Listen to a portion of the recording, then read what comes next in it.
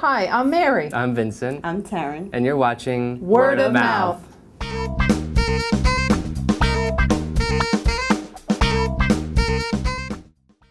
After all, a man's bound to be judged by his wife's husband.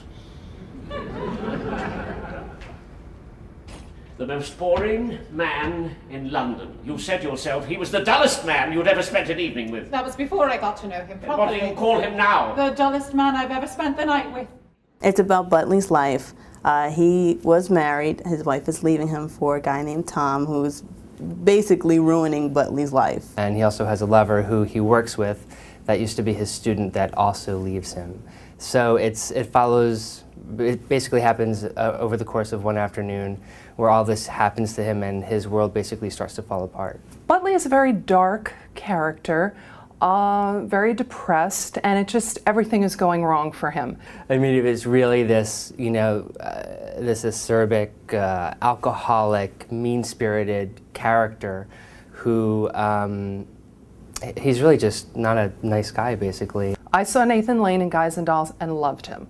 I've seen him in The Birdcage on film, loved him. So I was very excited to see Nathan Lane in this. He's very strong, but for me personally, I think his voice and is just so reminiscent of his animation and comedy work that it was a little difficult to really believe him as his character. I'm used to seeing Nathan Lane in roles that make me laugh until I cry. In this experience, I was waiting for a laugh, and when I finally got it, it was funny, but then I was waiting for another one, so I was disappointed with this. I'd say it's more of a drama. I mean, there are definitely comic moments. As with life, there's all these kind of, life is falling apart, but there's something that you can grab onto that's amusing, but it was more of a drama. I do give credit for an actor trying something outside of his, relatively safe zone. I think you have to give credit to an actor for doing that. His performance was good, but the story was boring. The show takes place in London, England, so of course all the actors and actresses, they have to have believable British accents. But I just felt that overall, a lot of the actors and actresses, their accents did come in and out.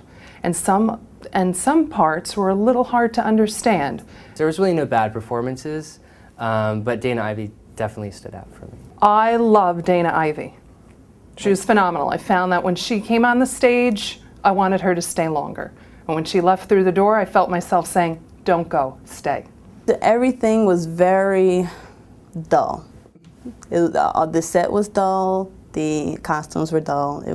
But I think that was done on purpose. That was part of the story, I guess, because his life was actually dull. So I guess it did support what they were trying to project, but it just didn't help the audience, I don't think. I would not rank this as a must-see.